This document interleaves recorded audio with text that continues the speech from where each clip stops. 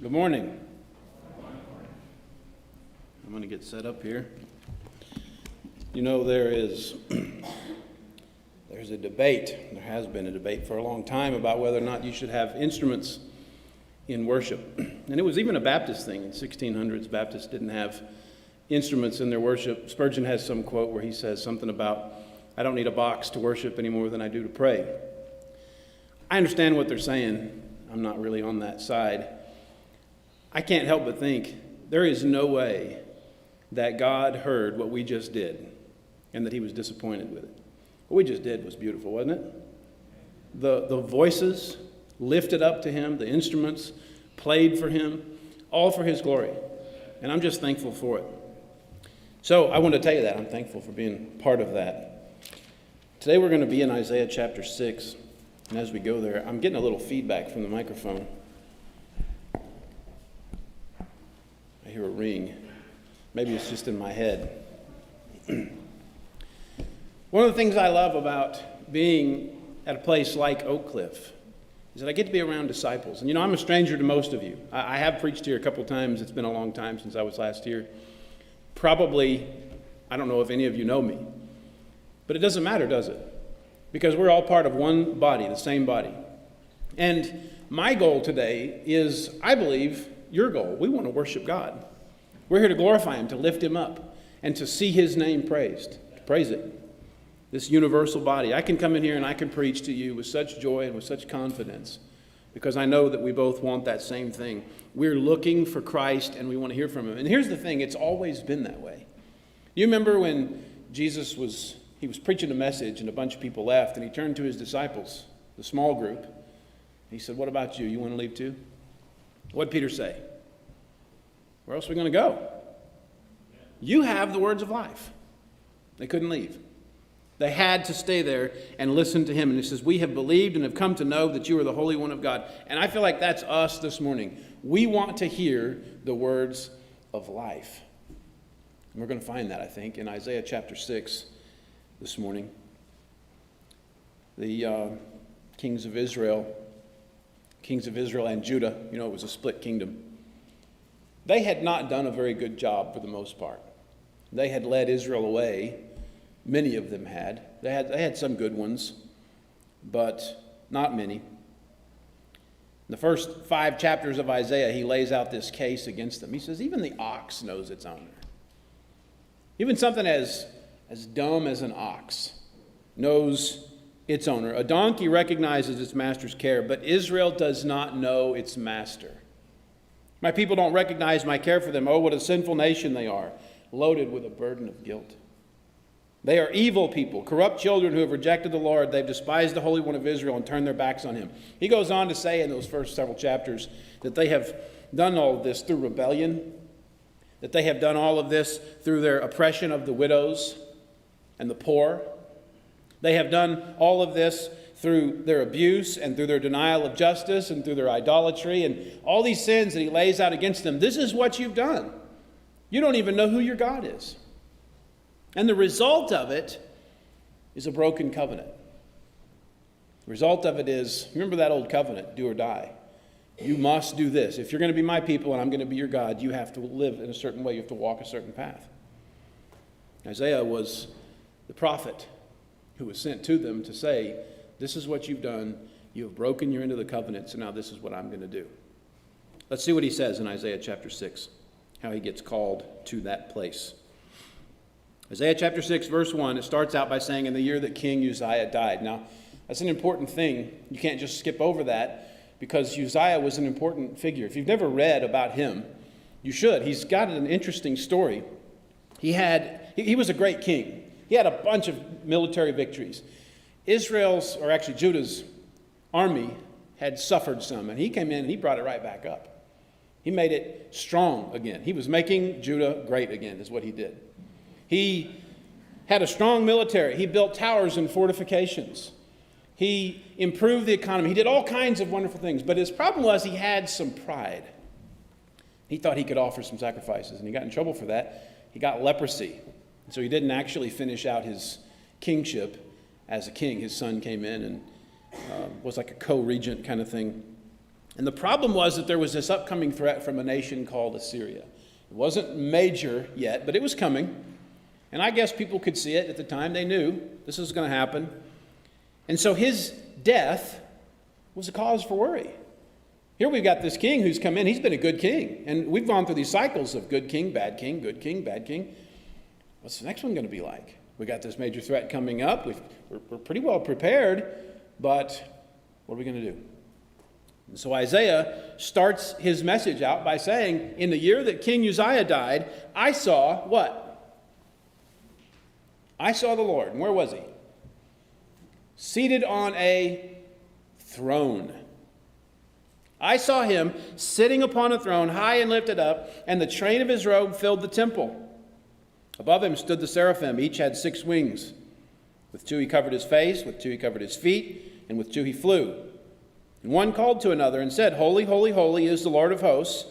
The whole earth is full of his glory. And the foundations of the thresholds shook at the voice of him who called, and the house was filled with smoke. First thing I want you to notice is the object of the vision. Who are we looking at? We see him seated on his throne. Here's the thing. The king is dead. The high king is not. We've got a little bit of a worry. We've got a little bit of a problem coming up. The king is dead. But our Lord is seated on his throne. He's not going anywhere, and there's nothing at all wrong with him. And it reminds me of Revelation 4, where all of the nations are gathered around the throne, and they're all looking at him. He's the focal point. And he's the focal point of all the scriptures. He's the focal point of this service. He's the focal point of our lives. He's right where he's supposed to be, front and center, and he's high and lifted up. He's the King of kings and the Lord of lords. He's the one who is seated on his throne, and nothing has changed. That's the point. That's the point I want to drive home for you right now. You may have some kind of worry of your own. You say, I don't know what I'm going to do. Listen to me. God is still on the throne. He's still exactly where he was in the time of Isaiah. He's still exactly where he was when Adam fell, when Cain killed Abel, when Noah was in the ark, when Daniel was in the den, when David was on the run from Saul, when Jesus was on the cross. He's still in the same place. He is high and lifted up, and the train of his robe filled the temple. You've probably heard that described, and it's not wrong. It's a symbol. These kings, they wore these. It's kind of ridiculous looking at it from our perspective. But these long trains. They had a robe with a really long train on it. And the longer, the better. The wealthier you were, the more prestigious. I don't know if he means it filled the temple from top to bottom. I think he probably means it was long enough to fill the entire floor. His train, he was so illustrious. He was so prestigious. He was so wealthy. He was so successful. His train wasn't just 10 feet long. It wasn't just 40 feet long. It filled the whole temple. He's glorious, and he's amazing, and he's great. And above him stood the seraphim. Here's an image.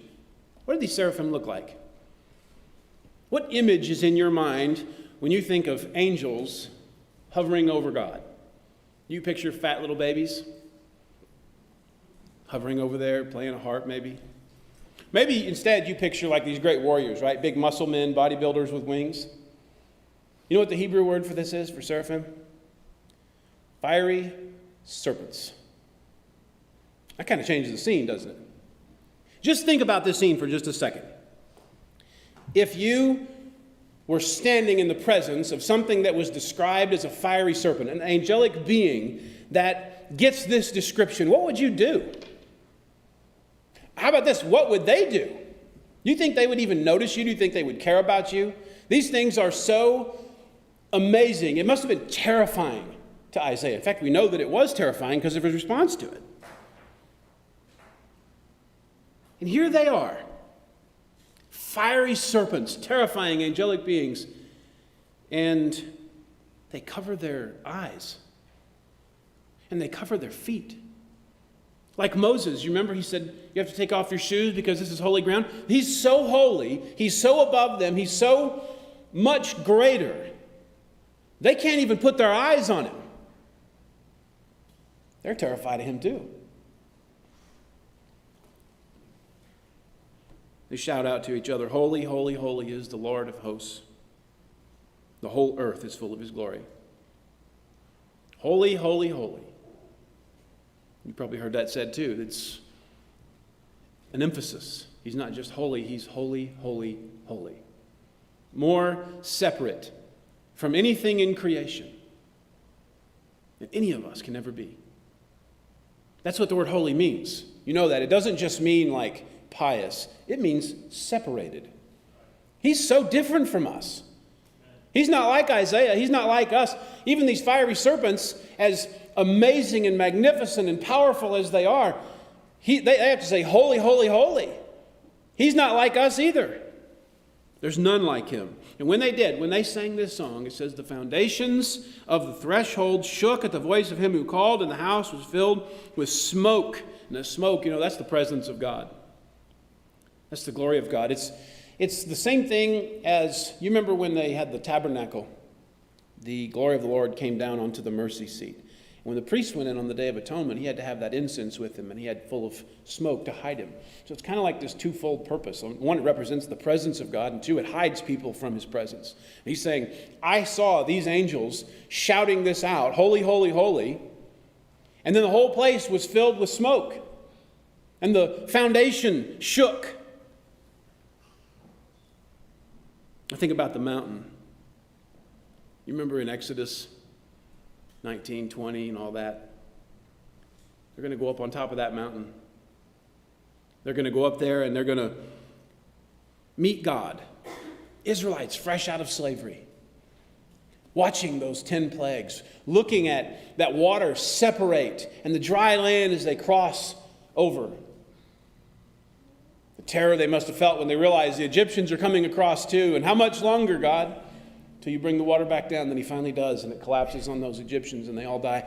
And here they go, they're marching out, right? We're going to go to the promised land now. Everybody's excited. We're going to go up that mountain, and we're going to worship God. And I like to imagine that some of the people had in their minds, we're going to go see God. Isn't this great? We're going to go up to the top of the mountain. We're going to have us a picnic. We're going to enjoy this time together. How'd that go? You remember what happened? The lightning and the thunder and the rumbling. And what they say, they said, Moses, nuh-uh, you go. Changed their minds, didn't it? When you see the holiness of God, it changes your mind about wanting to be near him. When the people in Revelation see him, they're standing in front of his throne and they say, fall on us to the rocks and to the mountains. Hide us from the face of him who sits on the throne. Because we've seen his glory, we've seen his holiness. And we don't want to be anywhere near it. This is the scene Isaiah is seeing. It's utterly terrifying. We read this passage. All of you have read this passage 1,000 times, haven't you? Have you ever seen the terror of it? Have you ever seen the greatness of it, the fear of it? Listen to what Isaiah says. I said, verse 5, woe is me. Now, if you ever read other translations, the New Living Translation, it's an okay translation, but what it's great for is getting a sense of the feel. And the way that they translate this, he says, it's all over. Isaiah looks at God, he looks at those angels, he sees the smoke, he hears and feels the rumbling, and he says, oh no, it's all over. I am in big, big trouble. Why? Because I'm lost. I am a man of unclean lips, and I live among a people of unclean lips. And I dwell in the midst of those people, for my eyes have seen the King, the Lord of hosts. It's all over. I'm lost. I'm ruined. I'm undone. I'm cut off. I'm destroyed. I'm doomed. That's a pretty typical response if you read through the rest of the scriptures. You remember when Ezekiel saw the Son of Man, saw the glory of the Lord, he said, I fell straight on my face. Daniel had a similar response. He said, when I saw him, my radiant appearance, I went in there happy. I had a radiant appearance. I was full of joy. It was suddenly changed. All of a sudden I realized I'm in a bad spot. This is very, very dangerous. You remember that quote, some C.S. Lewis about what was that, Lion, the Witch, and the Wardrobe? They're going to meet the lion, Aslan, who's kind of a representative of Christ. And one of the kids says, well, is he safe? And the gopher says, no, he's not safe. He's extremely dangerous. Daniel sees this vision. He says, my radiant appearance was suddenly, fearfully changed, and I retained no strength. I went faint. And I heard the sound of his words, and as I heard them, I fell on my face in deep sleep with my face to the ground. You think that means that like he went into a slow and peaceful trance, or do you think he passed out? He was terrified. I went in happy. I went in whistling. Hey, I'm going to go see God today. And then no. I don't want to be here. John even. John. The one who saw Jesus and knew him. He's on that island in Patmos. He sees him and he says, I fell on my face as though dead. I was terrified. And for Isaiah, it was the same thing, because I am a man of unclean lips, and I dwell in the midst of a people of unclean lips. For my eyes have seen what they saw. I have seen the King, the Lord of hosts. He was a sinner. We get this image in our minds, we get this idea in our heads of these Old Testament saints as being Old Testament saints, right? I mean, they never smile.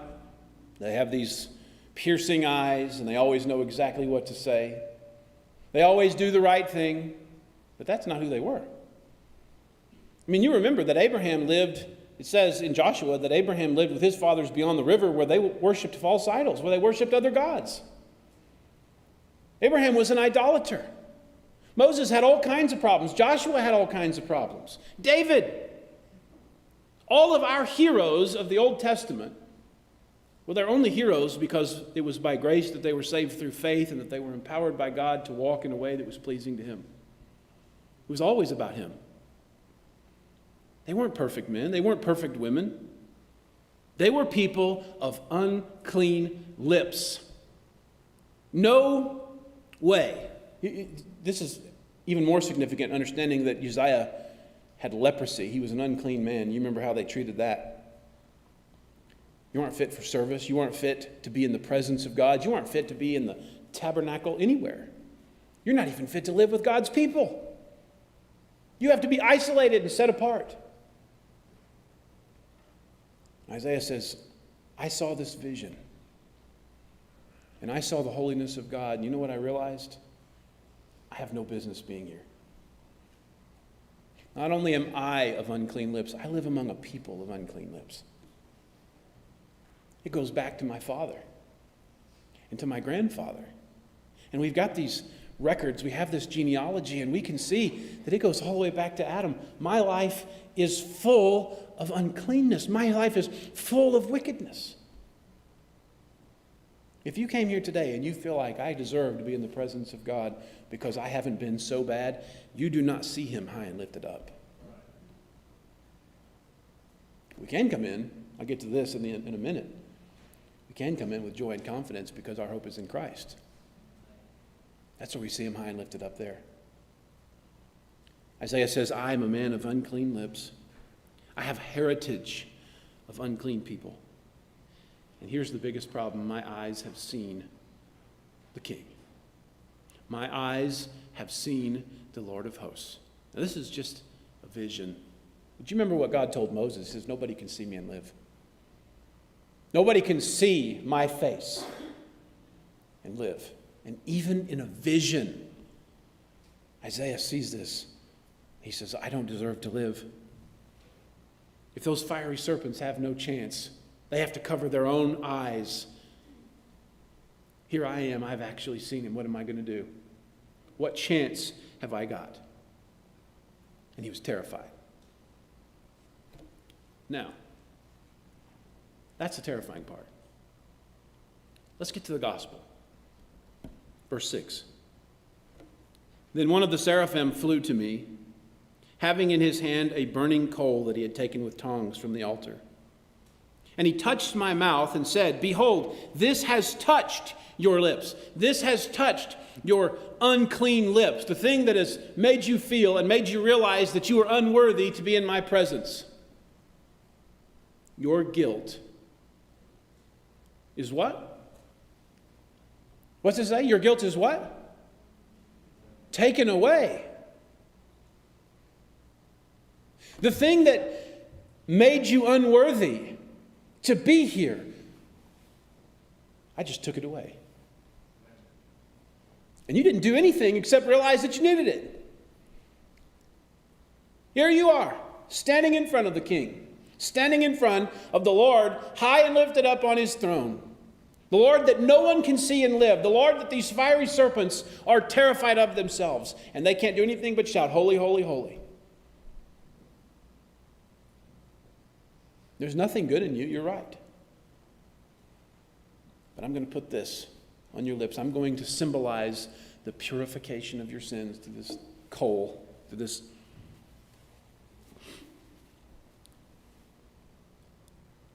And I'm going to take your sin away. Your sin is atoned for. What an amazing thing to take away his impurity and to do it for his own purpose. You'll remember later on in Isaiah 48, verse 9, he says, for my name's sake I defer my anger. For the sake of my praise I restrain it for you, that I may not cut you off. Where did Isaiah get that? How did he know that? He was the one who wrote that. I just read Isaiah 48:9. Isaiah was the one who wrote that. Look, this is what God says. For my own name's sake, I'm going to save you. I'm going to purify you. I'm going to take away your sin. I know that he can do it for you because he did it for me. He took away my sin, and he did it for the sake of his own praise. See, the realization of sin has a purpose. You have a story. I was saved reading 2 Samuel. I'd done a whole lot of bad things. And I got to 2 Samuel chapter 12. David had committed adultery with Bathsheba. He had her husband murdered and all these terrible things. Tried to cover it up, make it a secret. Nathan comes to him. He tells him this story about a rich man who took the poor man's sheep. And David got mad and he said, oh, that should have never happened. That guy deserves to die. And Nathan says, oh, yeah? You're the man. All David could say to that was, I have sinned against the Lord. When I read that, I knew for a fact that's me. I am right there myself. What did Nathan say? The Lord has taken away your sin. You're not going to die. That was the gospel. That was the first time I heard and understood the gospel. All of you have a very similar story. It starts very similarly to this. This realization of sin, this realization of I'm in big trouble. I need something that I can't have. I've got to have something I cannot get for myself. Then you realize God can purify your uncleanness. And he does it for the sake of his own name. Isaiah has no business being there, that's true. You have no business being here with God's people. You have no business approaching the throne of grace, expecting anything, except for the fact that God has a plan. The same plan he had for Isaiah, the same plan he's always had for his people, a plan that removes sin and makes us worthy. That's what Isaiah sees here. That's what Isaiah experiences here. That's what each of us have experienced. This understanding of salvation. Now, why did God do it? What's he got in mind? What does God want to do from this point forward for Isaiah? Look at verse 8. I heard the voice of the Lord saying, whom shall I send and who will go for us? Then I said, here am I, send me. Now, y'all know these verses, right? Everybody's heard this passage. In fact, you've probably heard at least one song that references this verse. And there's a bunch of them. They're popular. I haven't heard one. There may be one that exists, but I haven't heard one that has got it right, though. They're popular, but they're wrong. This passage is not about missions. This passage here is not about the love of God. It's not about the beautiful feet that spread good news. There's a place for that, but that's not what this passage is about. This passage is more about his judgment on his people. Israel is full of wickedness and sin, and I'm going to judge them. That's the message we're about to see. It's not so much a celebration. When you hear those songs, you can't help but think, well, this is just a big celebration of God's goodness, and I want to go, so send me. Send me to the people who want to hear. That's not what was happening in this passage, though. These people do not want to hear. They hate the message. They know the message. They're not searching.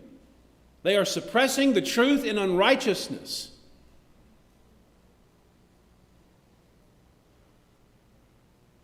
So it's not a celebration, it's a warning. There is no tickling of the ears in this passage. There is no your best life now mentality. Instead, this is all about judgment. It's about the defeat and the suffering and the slavery and the death that are coming to the nation. That's hardly inspiring, isn't it? Nobody's going to sing a song about that. All the songs we sang this morning, they're all about the gospel. They're all about grace. Wonderful songs. None of them about death and slavery and judgment and terrifying nature of the Lord. Some of the prophets who went and told this message, what happened to them? You remember Hebrews 11? Tradition has that Isaiah was sawn in two, which is actually mentioned in Hebrews. Some of these people were executed and tortured in the most brutal, horrific ways because their message was the same as this. But Isaiah doesn't know what the message is quite yet. Maybe he wouldn't have been so quick to say, "Here am I, send me." But it's too late. He's already said it. And for now, he's excited. "Here am I, send me." What are we going to say? Verse 9. And he said, "Go and say to this people, keep on hearing, but do not understand.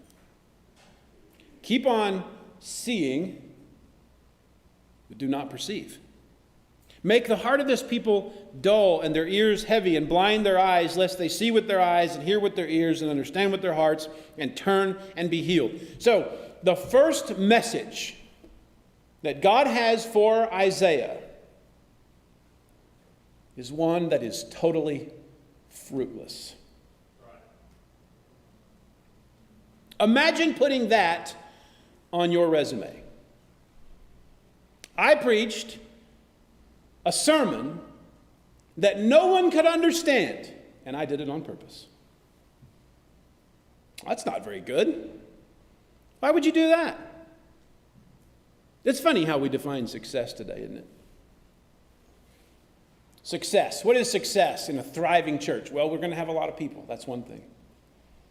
We're going to have people who love to come to church, and they come regularly. And man, they really worship, and we can really fill the house with music. People are moved, and they feel excited and inspired. Or maybe it's success.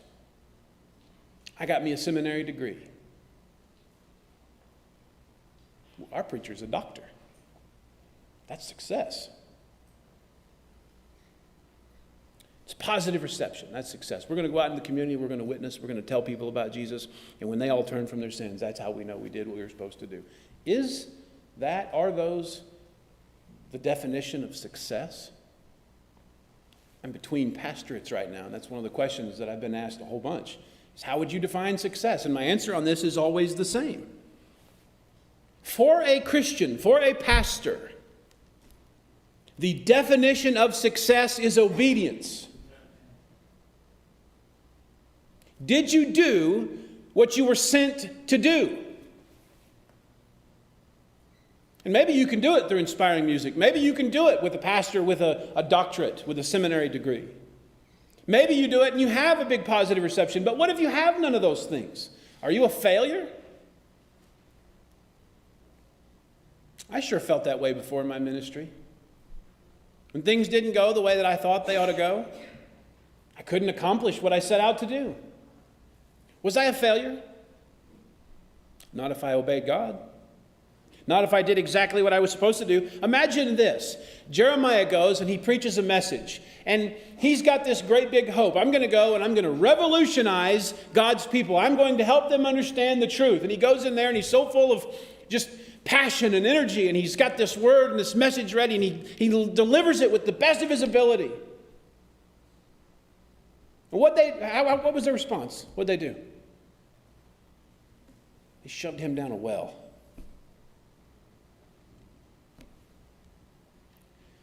From the bottom of that well, was Jeremiah a success or a failure? Somebody tell me, which was he? Was he a success? Yeah. He did exactly what he was supposed to do, and he had 0 converts. Nobody believed him. Nobody cared. He did exactly what he was supposed to do. What about Noah? Preacher of righteousness. You think he went around, he was telling people, look, man, the rain is coming. The flood's coming. We're going to be in big trouble. Nobody got on. Just his family. Success or failure? What about Paul? Paul in prison. People wouldn't believe him. They threw rocks at him, tried to kill him. They whipped him, beat him, drove him out. What about Jesus on the cross? What about Jesus on the cross? That was the whole reason he came. He did exactly what he was supposed to do. It was nothing but success. Isaiah's success is, you will have no converts. No one will believe you. They will not hear you. They will not see your point of view. Their hearts will be so hard they are not going to accept it. The only thing that you can do is go and preach. And that message is simple. Judgment is coming. That's chapter 8. Judgment is coming. Well, what should I say? Never hear, never understand, never see. What's the purpose? So that their hearts are hardened, so that they're dull, lest they see and turn. That seems kind of strange. Why wouldn't God want them to see and turn? Isn't that the point of the message? No, that's not the point of the message. He understands that these people will do anything to keep from being judged. They will reform.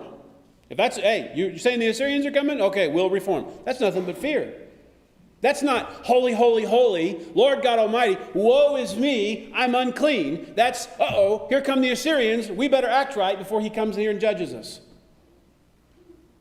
God says, so they're just not even going to believe you at all. They're going to get exactly what they deserve and exactly what they need. And so verse 11, I said, how long, O Lord? I mean, these are the descendants of Abraham, children of the promise. Your people, that when Moses prayed for them, he said, look, don't destroy them completely or everybody's going to see, and they're going to say, what happened to their God? I thought he was so great. Isaiah says, well, how long? Because we know you can't wipe us out completely. When the Assyrians come, and they murder and butcher as many people as they can, and when they tote them off to live in other countries, how long are you going to let that go on? How long will your judgment stand against us? And he said, until cities lie waste without inhabitant. Let that sink in for a second. Can you imagine if Fort Smith faced the judgment of God until the entire city was without inhabitant? There'd be no more road rage, would there? No more rush hour. Just a big, empty city. How long are you going to do this, God, until the cities lie waste and houses without people, and the land is a desolate waste, and the Lord removes people far away, and the forsaken places are many in the midst of the land, and though a tenth remain in it, it will be burned again. I'm going to knock you out, and then I'm going to keep going. That's not really a message of grace, is it? That's not very inspiring.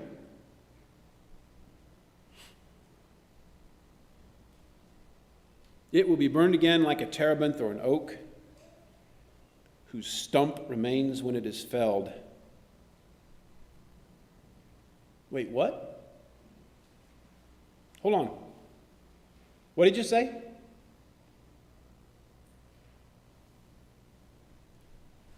I'm going to do this until a tenth remain in it, and then it'll be burned again like a tree whose stump remains when it is felled. The holy seed is its stump. How long are you going to do this? I'm going to do it until judgment's passed. I'm going to do this until it's all gone. Kind of reminds you of the flood, doesn't it? The whole world was wicked, bent on evil all the time. God says, we're going to take all that away, and we're going to get it down to just this one man and his family. For Israel, they saw themselves as God people. God sees us as beautiful. I'm not like those other nations. I'm not like them with all their pagan ways. We're God's people. We know the way. And God says, yeah, you are a big tree, but you are full of rotten fruit. So here's what we're going to do. I'm going to burn away 90%, and then I'm going to do it again. I'm going to cut you down to the stump until only that remains, only the seed remains. Now, let me ask you something. Is this what you expected to hear? If the only thing you know about this passage is those songs that get sang, is this what you would expect to hear? Is this the message? You're just going to destroy us?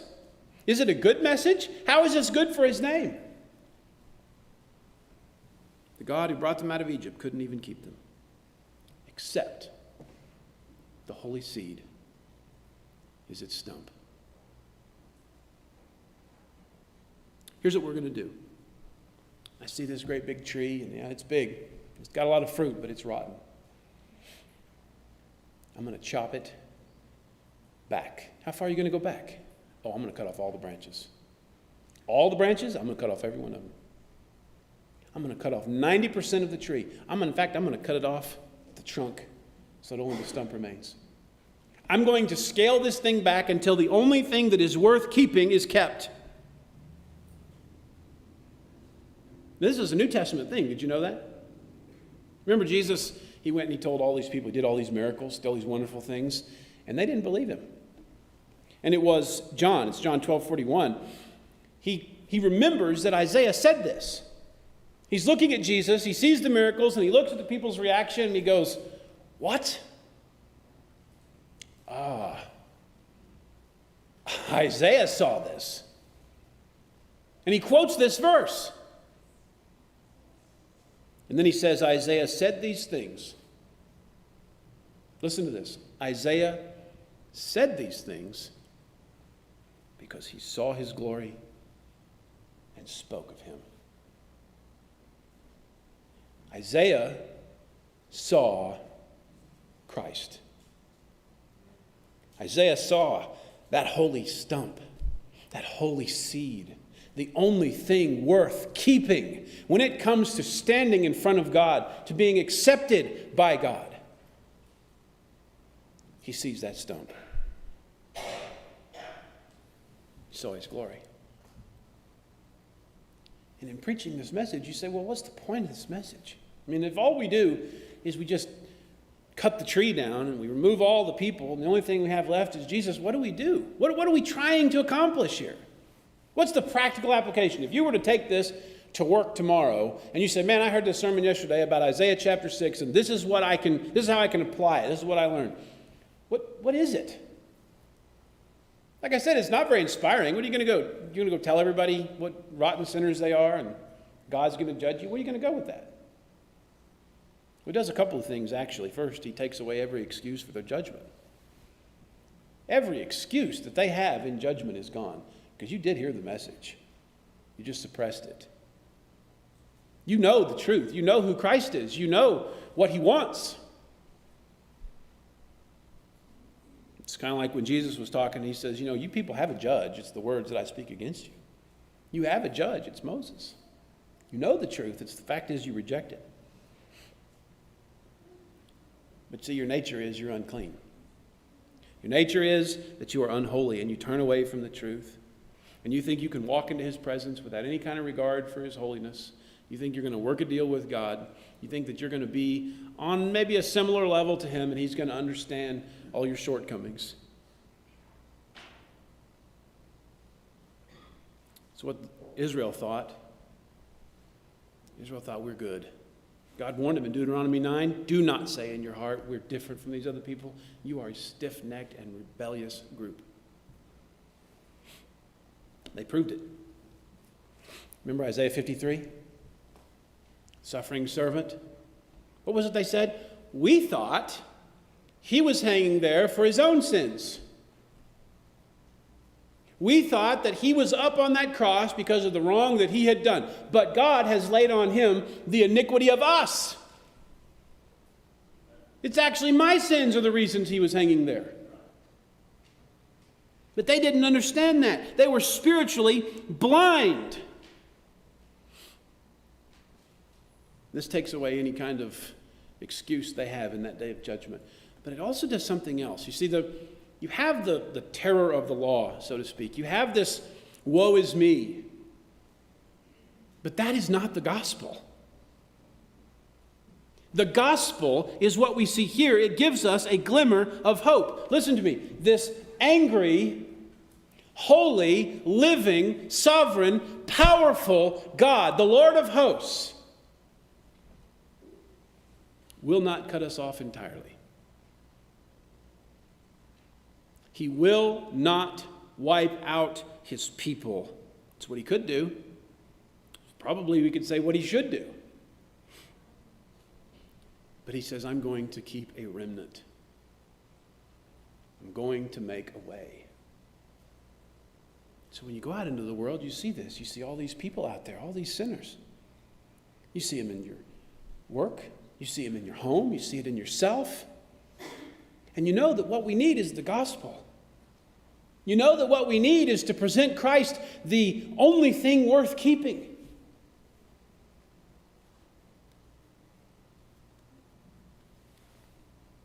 So you find these people and you say, these people are sinners. But here's the message. God is going to judge the world. But he keeps that stump, that remnant. Just like it says in Romans 11, at the present time there is a remnant chosen by grace. There is a group of people that God has chosen to save, and Christ is the seed.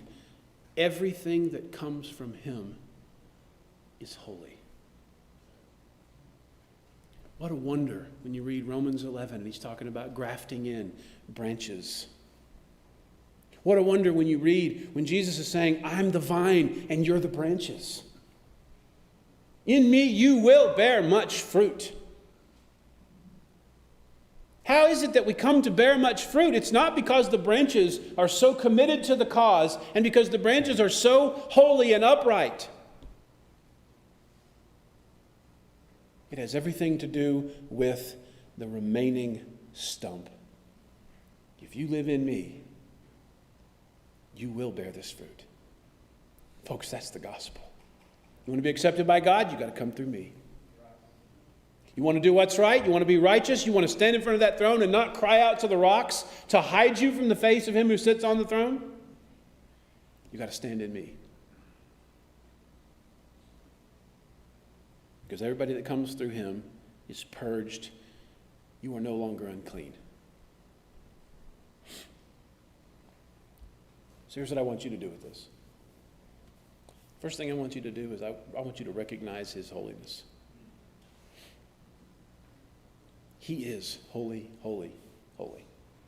He is worthy to be praised. I want you to stand in awe of him. Could not care less if you remember my name or not. I want you to remember that king on his throne. I want you to see him high and lifted up and say, man, God, you are great. I want you to stand in awe of the powerful and living King, and I want you to apply it to every part of your lives. Look, Uzziah is dead. The year that King Uzziah died, I saw the Lord high and lifted up. In the year that the foundation of my life was shaken and ruined and everything seemed to fall apart, I saw the Lord high and lifted up in his place. He was sovereign and he was over everything. No matter what happens to me, I am protected, I am safe. Oh, bad things can happen. Christians have suffered some of the most gruesome deaths. But God was on his throne and every promise was kept. I want you to see his graciousness. I want you to see how good he is there. Man, when that confession was made, woe is me, he was faithful to purify. Those of you who believe, you know this story personally, don't you? He has cleansed my sin. What a gracious God we serve. Imagine the train of his robe filled the temple. It's shaking and there's smoke. It's so terrifying. Even those powerful serpents, they can't look at him. And yet he's loved you. And yet he has made a way for you. He calls you his son. He says, well done, good and faithful servant. To me? Do you know me? Do you know the things I've done, the things I've said, the things that I think? That song, that third hymn we sang, I love that song. Because everything is right there. The promises are sure. That's what we're hoping for. I want you to see his sovereignty through this. I want you to acknowledge his sovereignty. It's Isaiah also that later says his word will accomplish what he sends it out to do. That's amazing, isn't it? I want you to go and speak to these people and they're not going to listen, but my word will accomplish what I send it out to do. Our job is to send it. Last thing I want you to do, I want you to celebrate the seed. I want you to celebrate the remnant. Throughout my ministry, it's always been my goal to glorify Christ. That's kind of my little catchphrase, is I want to point you to Christ. I want you to see Christ in everything we do. I've been preaching for about 17 years. And it's always been that. Look at him. Look at him. You say, I can't live up to his holiness. I can't do this. You're right. But he says there is no condemnation for those who are in me. I can't do what you want me to do. You know what? The veil is torn in half from top to bottom. Do you understand how significant that is? That veil kept people out of God's presence. It was very intentional. One man, one time a year, after he had done all of the things that he had to do to even be able to go in. And even then he might die. Listen to this. Hebrews chapter 10, verse 19. Turn there, if you will.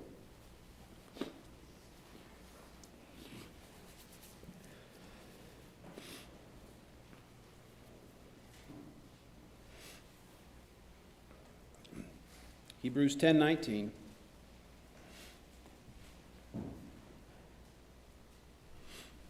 Isaiah walked into that holy place, and it was nothing but terror. Since we have confidence to enter the holy places by the blood of Jesus, by the new and living way that he opened for us through the curtain, that is, through his flesh.